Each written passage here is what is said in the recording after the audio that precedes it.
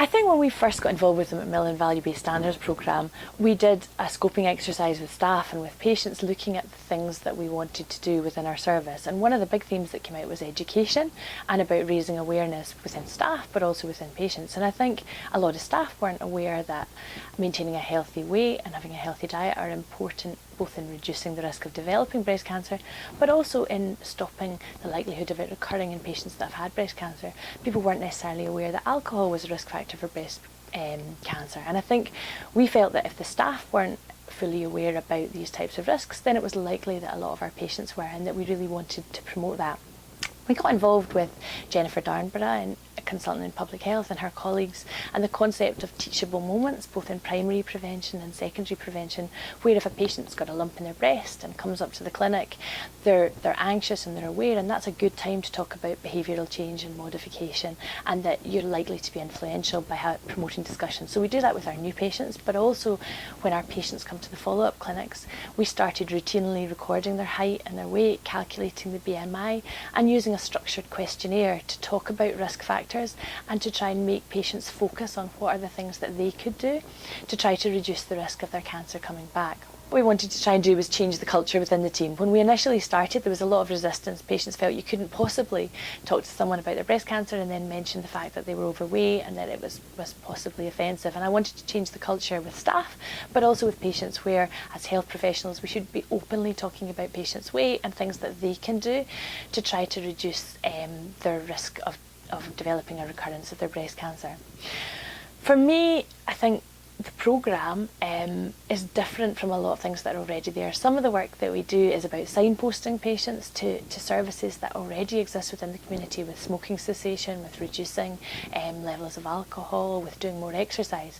But I think with the weight loss, there's a lot of evidence that people try faddy diets and it works for a while and then the weight creeps back on again. And I think what we wanted to try to do was something different, where the team that were involved in treating the patients were able to be involved in giving them advice and support with other patients that had been through similar experiences, that had maybe had put on weight during chemotherapy or taking endocrine therapy for breast cancer, and other people that were in the same boat. I think for us it's about trying to promote something that's sustainable. It's about making changes in their whole life that are not just about losing weight. It's about making patients feel that they're empowered to make the changes and that they can be in control of their disease. Because for a lot of them, you know, during treatment, it's decisions that they can't necessarily influence, whereas once they've completed all of their primary treatment, they're very much in a situation where there are things that they can do. And I think what we wanted to try and do with the Healthy Lifestyle Clinics was trying to make sure that we gave support, that we gave advice, that there was peer support as well as professional support. And I think the initial, in the year that we've been doing it, the feedback has been fantastic. It's not for everybody. Different people want group work, other people want individual advice, and we can do that as well. But for the patients that have been involved in this programme, I think the feedback that we've had has been fantastic.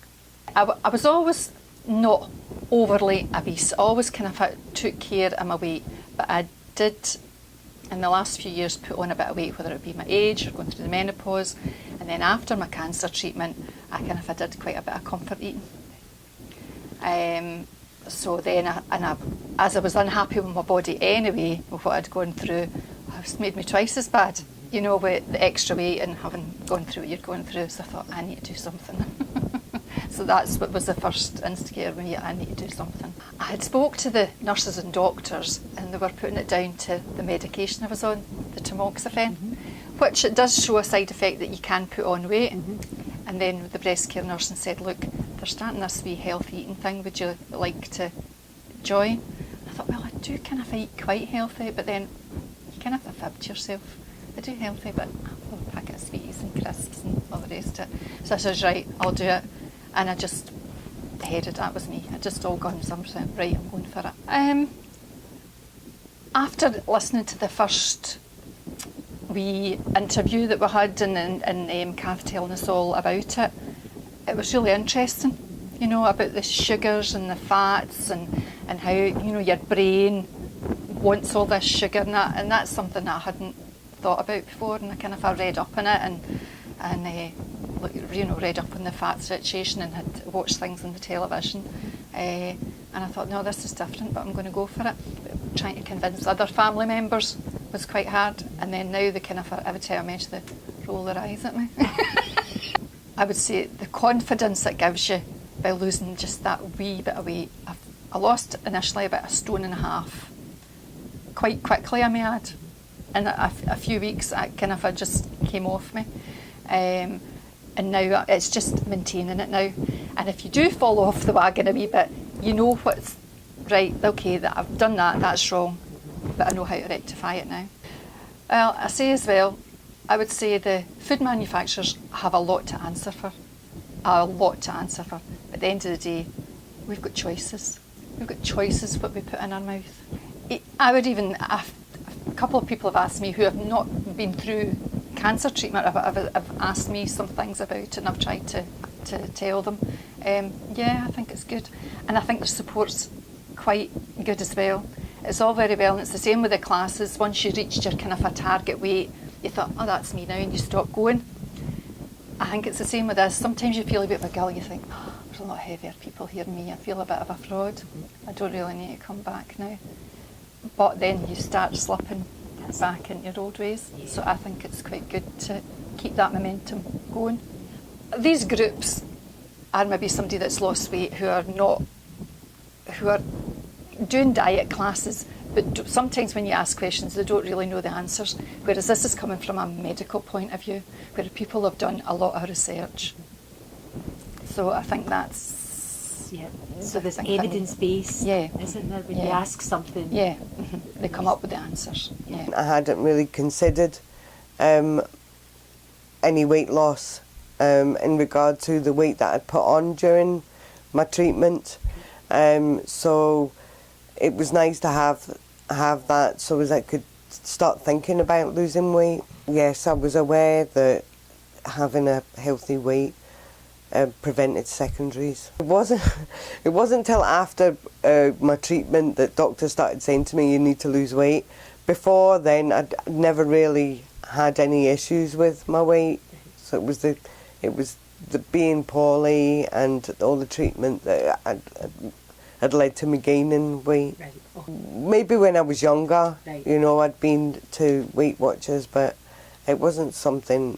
Although I thought about my weight, it wasn't something that I'd struggled with before now. Okay.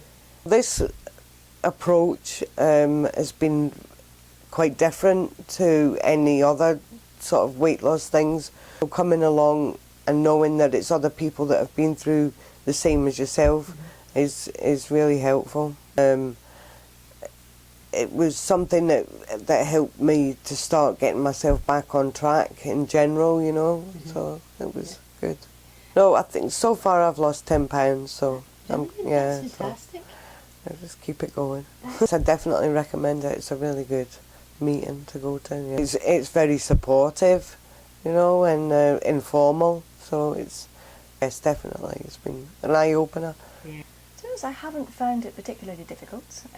Most patients, when I do see them, they are actually saying that they've got problems with their weight in the first place, so they are actually bringing up the topic rather than myself. We have been asking them specifically about weight issues when they come to the clinic. We've been running the health promotion service where they're getting weighed and measured when they come, so they're aware that we're interested in what weight they are. And so I've really not found that topic difficult to start talking to them about. I think they are fairly aware that being overweight is detrimental to their health, but not specifically for breast cancer. So that sometimes, I think, does give them a good bit of motivation to do something. I think it's been very useful. We've got like a forum that we ask people to fill out, so we're not just putting advice on them, we're actually asking them beforehand, would you like us to give you some advice? So that's been really useful, and patients will tick it, and then we can start the conversation. And I think it's been really great. We have return groups. We've got a new patient group once a month, and we have return groups which are not compulsory by any means, where patients can come back and tell us about their experiences, get help with any problems they're having. It often turns into a recipe swap, which is great fun.